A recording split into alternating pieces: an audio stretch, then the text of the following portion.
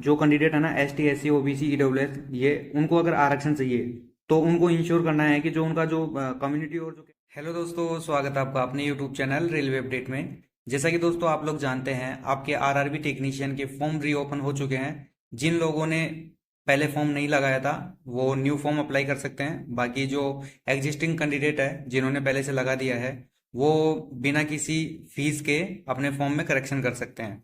और जो 22 कैटेगरी जोड़ी गई थी वो उनको ऐड कर सकते हैं। तो देखिए दोस्तों, मैंने उसके रिगार्डिंग एक वीडियो बना रखा है कि आप जो ओल्ड कैंडिडेट है ना, जो एग्जिस्टिंग कैंडिडेट है, वो क्या क्या चेंज कर सकते हैं। तो मोस्टली आप चार चीज उसमें चेंज कर सकते हैं। जैसा कि आपका एक एजुकेशन हो गया, एजुकेशन में भी आप चेंज नहीं कर पाएंगे, केवल ऐड कर सकते हैं। बाकी आपका फोटो हो गया, फोटो आप चेंज कर सकते हैं, साइन आप चेंज कर सकते हैं। और उसके अलावा जो आपका पोस्ट प्रेफरेंस है, जॉन और पोस्ट प्रेफरेंस, वो आप चेंज कर पाएंगे। इसके अलावा आप कुछ भी चेंज नहीं कर पाएंगे। बाकी अगर जैसे 16 तारीख से 21 तारीख के बीच में जो करेक्शन विंडो ओपन होगा उसमें आप चेंज कर पाएंगे, उसके लिए मैं अलग से वीडियो बना दूंगा। बाकी देखो दोस्तों, जो कॉमन क्वेश्चन है, सभी कैंडिडेट्स के कॉमन क्वेश्चन रहते हैं। तो रेलवे ने 15 मोस्ट क्वेश्चन के जो है वहाँ आंसर दिया है कि आप क्या कर सकते हैं और क्या नहीं कर सकते हैं। तो बिना टाइम वेस्ट किए हम देख लेते हैं जो आपका FAQ आया है उसके अंदर कौन कौन सी क्वेश्चन का आंसर दिया गया है। देखिए दोस्तों, जैसा कि आप लोग देख सकते हैं, FAQ दिया गया है जो कि CN नंबर 02/2024 आपकी जो रिक्रूटमेंट ऑफ टेक्नीशियन की वैकेंसी है उसके रिगार्डिंग है। For corrigendum and addendum number 02, dated आपका जो 27 सितंबर है उसका ये दिया गया है। यानी कि जो आपका 27 सितंबर को जो कोरिगेंडम और अडेंडम नंबर 2 यानी कि शुद्धि पत्र 2 आया था ना, उसी के रिगार्डिंग ये है। और उसी दिन है ना आपका इंपॉर्टेंट नोटिस भी आया था जो इसी के रिगार्डिंग था। तो उसी के संदर्भ में आपको ये नोटिस दिया गया है। यानी कि जो FAQ है ये उसी के संदर्भ में आपके 15 क्वेश्चनों का जो मोस्ट 15 क्वेश्चन है उसका जवाब है, जो कि कॉमन हर किसी के रहते हैं कि क्या चेंज कर पाएंगे, क्या नहीं कर पाएंगे, कब तक कर पाएंगे, नहीं कर पाएंगे। तो सभी का इसमें आंसर है। तो देखो, पहला क्वेश्चन जो आपका यही है कि जो आपका ओपनिंग विंडो है वो कब से स्टार्ट होने वाला है। तो जैसा कि आप लोग जानते हैं आपका 2 अक्टूबर से स्टार्ट हो चुका है। बाकी उसके बाद में जो क्लोजिंग डेट है वो कब है, तो आपकी 16/10 इसकी क्लोजिंग डेट है। उसके बाद में बोला गया है कि do existing paid candidate needed to pay application fee again. तो बोला गया है कि आपको जो मतलब जो पहले से पे कर चुके हैं कैंडिडेट उनको दोबारा से पे करना है क्या। तो उसको नहीं करना है, क्योंकि ये मैंने पहले भी आपको बता दिया है वीडियो के अंदर, और यहाँ पे भी देखो, यहाँ पे नहीं है।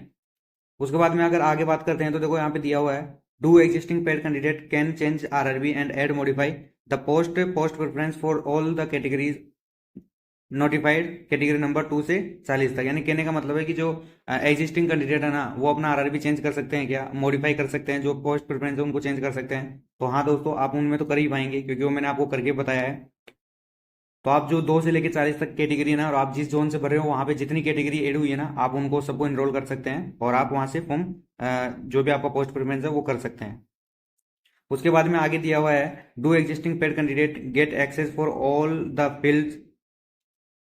यानी कि यहाँ पे बोला गया है कि जो ऑलरेडी पेड कैंडिडेट है ना वो जो है एक्सेस कर सकते हैं क्या सभी फील्ड के अंदर। तो देखिए दोस्तों, जैसा कि मैंने आपको बताया है, मैं वीडियो को शुरू में बताया कि आप चार चीज आप इसमें इनरोल कर सकते हैं, उसके अलावा कुछ भी नहीं कर सकते हैं। और वही देखो, यहाँ पे जो 5 नंबर का क्वेश्चन है ना उसका आंसर दिया गया है, they will get access only for educational qualification, re uploading photograph and signature, change of RRB and post preference for all technician grade 3 categories, category number 2 से लेके 40 तक। For details please refer para 3 of important notice dated 27/9/2024। कहने का मतलब है कि अगर आपको ज्यादा डिटेल चाहिए तो आप जो 27 को जो ये आपका जो नोटिस आया था ना, इंपॉर्टेंट नोटिस, इसको आप जाके देख सकते हैं। तो इसके ऊपर भी मैंने एक वीडियो बना रखा है, अगर आपने वो नहीं देखा तो वो देख लीजिए, उसमें क्या क्या इंपॉर्टेंट जो बातें बोली गई थी वो सब।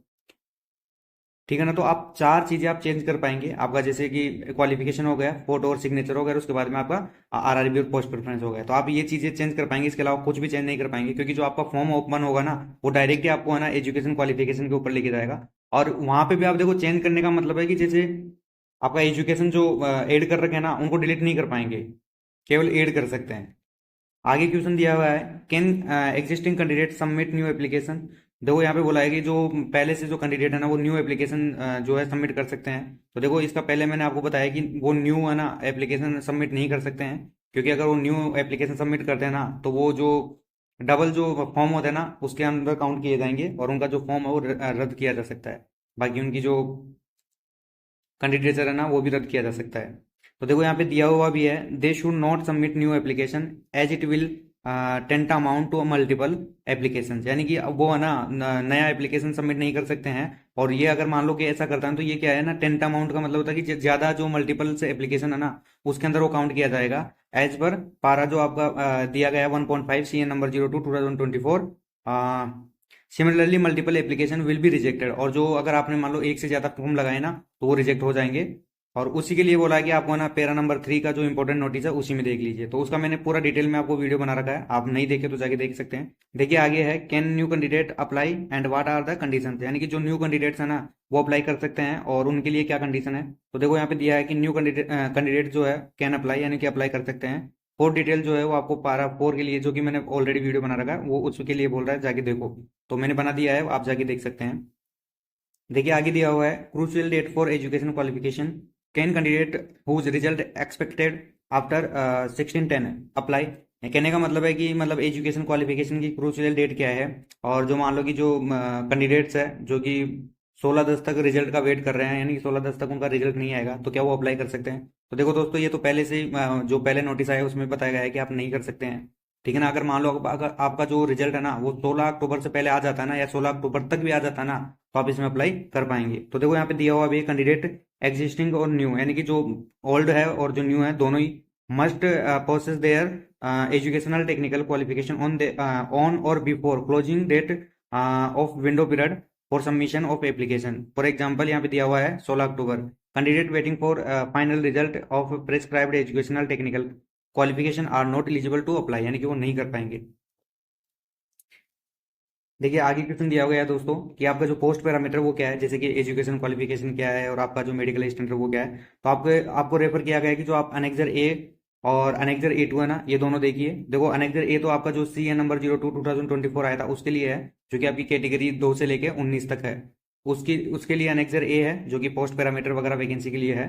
बाकी A2 जो आपका है वो जो कोरिगेंडम अडेंडम नंबर 2 आया ना, जो कि आपकी जो 22 कैटेगरी ऐड की गई है, जो 20 से लेके 40 तक, तो उसके अंदर आपको जो भी पोस्ट प्रेफरेंस वगैरह देखनी है वो सब इसमें देखनी है अनेक्जर A2 के अंदर। आगे दिया हुआ है question, where can I find the revise vacancy of technician grade 3 for old and new post.